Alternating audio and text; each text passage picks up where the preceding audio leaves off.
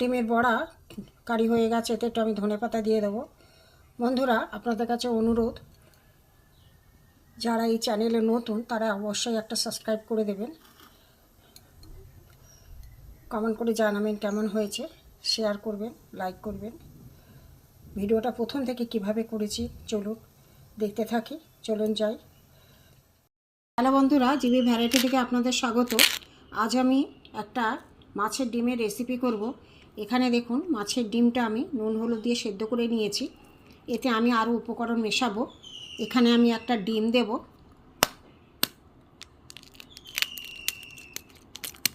ডিমটা ফাটিয়ে দিলাম।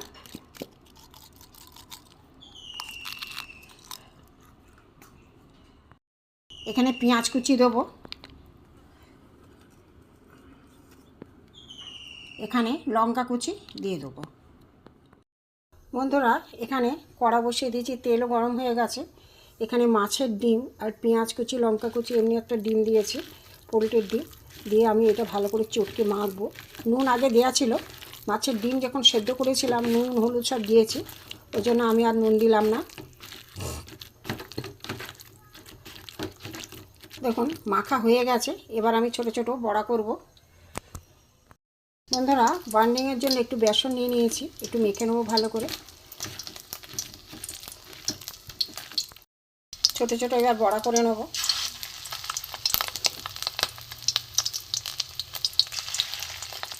বন্ধুরা, মাছের ডিমের বড়াগুলো ভাজা হচ্ছে। আমি এখানে মাছের ডিমটাকে নুন হলুদ দিয়ে সেদ্ধ করে নিয়েছি প্রথমে। অনেকে বলতেই পারেন যে কাঁচা ডিম দিয়ে বেসন দিয়ে বড়া করলেই হতো, কিন্তু না, এইভাবে করলে একটু টেস্টটা বেশি হয়। সেদ্ধ করে নিয়ে পেঁয়াজ কুচি, লঙ্কা কুচি, কাঁচা ডিম একটা ভেঙে দিয়ে বেসন দিয়ে এইভাবে বড়া করলে এর টেস্টটা কিন্তু সম্পূর্ণ আলাদা হয়। আমি আগেও করেছি অনেকবার। দেখতে থাকুন বন্ধুরা, এগুলো উল্টে পাল্টে দেবো আমি। একদিকটা হয়ে গেছে, উল্টে দেব। লাল লালই হয়ে গেছে।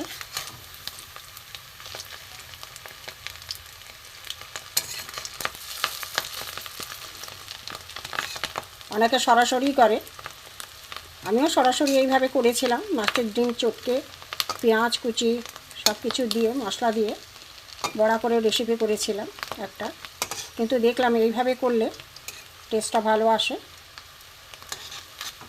একদিকটা হয়ে গেছে ভাজা, লাল লাল হয়ে গেছে।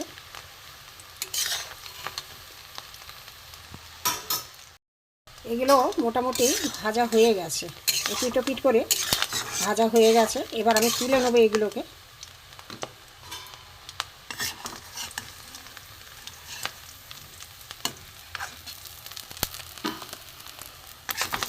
ডিমটা দিয়েছি বলে এরকম ফেনা হচ্ছে, তেলগুলো ফেনে গেছে।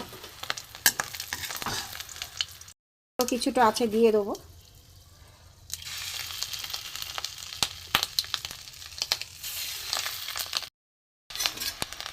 তুলে নেবো, হয়ে গেছে।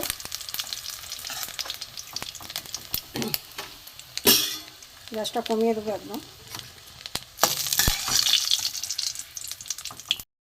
কিছুটা আমি সর্ষের তেলে আবার দিয়েছি, দিয়ে আমি রসুন কুচি দিয়ে দিলাম,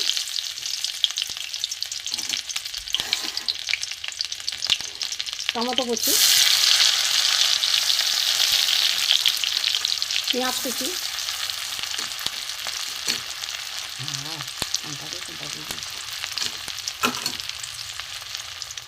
আলু দিয়ে দেবো। ছোটো করে আলু কাটা আছে, এর সাথে আমি ভেজে নেবো পেঁয়াজ, রসুন, টমেটো।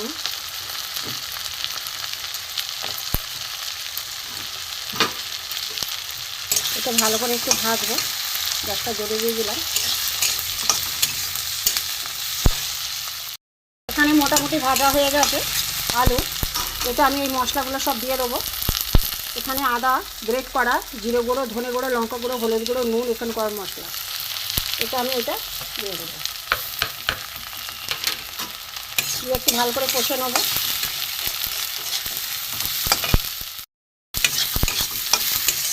সুন্দর একটা সেন্ট ছেড়েছে।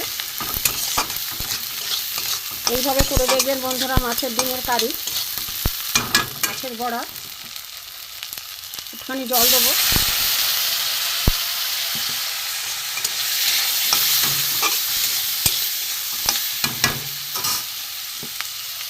জল দিয়ে দেবো, সেদ্ধ হোক একটুখানি, তারপরে দেখা। মাছের ডিমের কারি করব। আলুও সেদ্ধ হয়ে গেছে বন্ধুরা। এগুলো মাছের ডিমের যে বড়া করা আছে এগুলো আমি দিয়ে দেবো। একটু আর হোক, ফুটুক, বড়া একটু ঝোলটা নেই, ওই জন্য একটু ঝোল ঝোল রাখলাম। মাছের ডিমের বড়ার তরকারি হয়ে গেছে রেসিপি। এবার আমি নামিয়ে নেবো, একটু ঝোলঝোলি থাকবে। হয়ে গেছে